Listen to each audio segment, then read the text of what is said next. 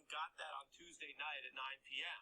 What you just walked us through, the huge margins I walked through in the last segment, the power of young voters, and particularly a diverse coalition, and really people of color, but specifically women of color, putting Joe Biden over the top and what that means.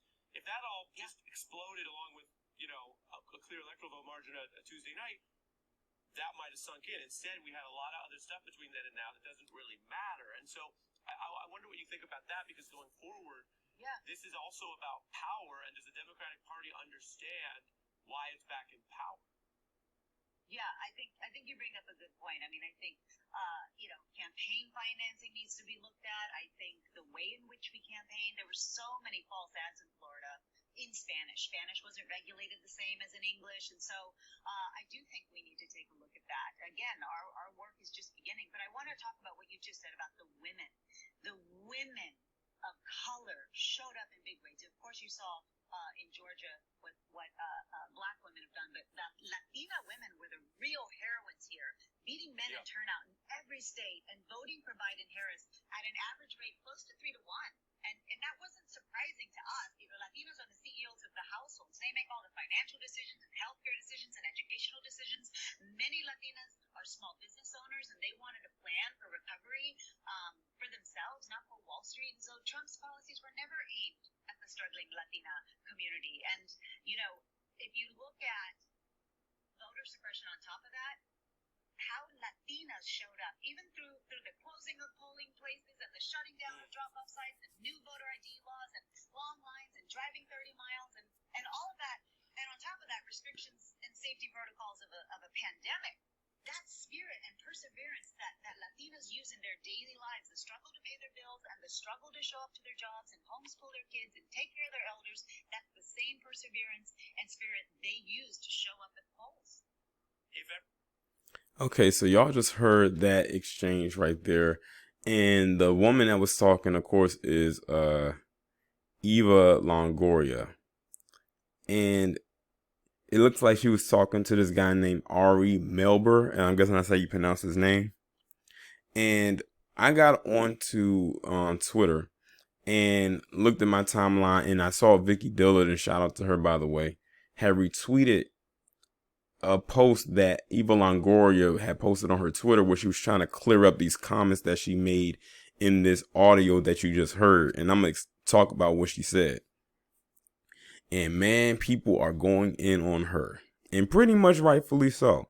So Eva Longoria, if you didn't catch it in this 2 minute and 30 it was almost 2 minutes and 30 seconds clip, they were just talking about Joe Biden and him winning the president elect to be 46 for the United States. And then they talked about the women. And she said it was the women that really, the women of color that really did something here. And then when she said, well, of course, the black women in Georgia did what they did, but it was the Latinas. Now, I always tell you to pay attention to tone. Always pay attention to tone. When she said that it was the black women in Georgia, as if it was only black women in Georgia who did or came out to vote for this guy, which it wasn't. She said it in a very monotone, unenthusiastic tone. Even prior to her saying that, she said women of color. Right? If you listen to how she said women of color, she said it so vibrant, but when she said black women in Georgia, it came flat and it was dull. Then she mentioned Latino women, it got vibrant again. So that's why I say, black people, we do not need to be categorizing ourselves in that POC category. Or for the women in this case, do not classify yourself, you're a black woman, do not put yourself into that WOC, which is women of color category. Because let me tell you something right now. People like Eva Longoria and every other woman that's not black are probably going to be the ones that gets first dibs to Kamala Harris. I'm just being completely honest with you. If y'all remember, Kamala Harris said that one of her things to do if she was to get into office was to create high ranking government federal jobs for immigrants. I remember her specifically saying that because not soon after or soon before, she said out of her mouth that she wasn't going to do anything specifically for black people. And we all know and heard that one so many times. But they keep masking that other one about her wanting to create jobs for immigrants in high federal jobs. She's completely overlooking you. But back to Eva. Like I said, she made it seem like it was only black women in Georgia that did something, when if you look at the exit polls, it was black people. Because I looked at the numbers and I think they said black women voted Biden like 93% and black men was like 87%. That's not a huge gap at all. That's not even a 10% gap whatsoever. But of course, you know, some people will take it and run with it and make it seem like it's a huge margin when it's really not. But when I looked at the exit poll so far under the Latinos, you know, for the men and the women, it was almost split, you know, somewhat. Well, not so much split, but it was way more that voted for Trump than not. So I'm trying to figure out, what is Eva Longoria talking about? It wasn't a lot of Latinos that voted for Biden and Kamala Harris. It wasn't. As a matter of fact, it looks like more voted for 45 this time than they did the first time back in 2016. And let's not forget how they did in Florida. It was mainly a lot of Cubans that sent him over the hump to win Florida. So I don't know where she's getting this notion from. And basically, Eva Longoria pulled a Gina Rodriguez. If you remember back a few years ago, there was this actress named Yara Shahidi, and I've talked about this on my channel plenty of times whenever I talk about Gina Rodriguez. It was an actress by the name of Yara Shahidi who plays on that show Grownish, and she got her start on that show Blackish. And she's actually, I heard, about to be the new Tinkerbell in the upcoming Peter Pan live action remake. But anyway,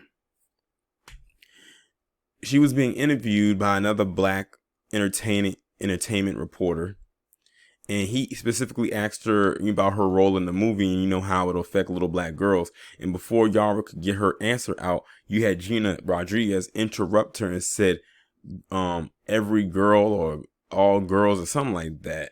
And then said it with a smile.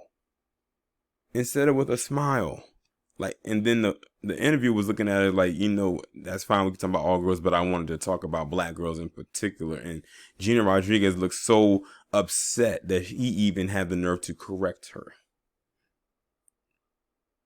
And that's initially what Eva was doing right here in this interview, taking credit.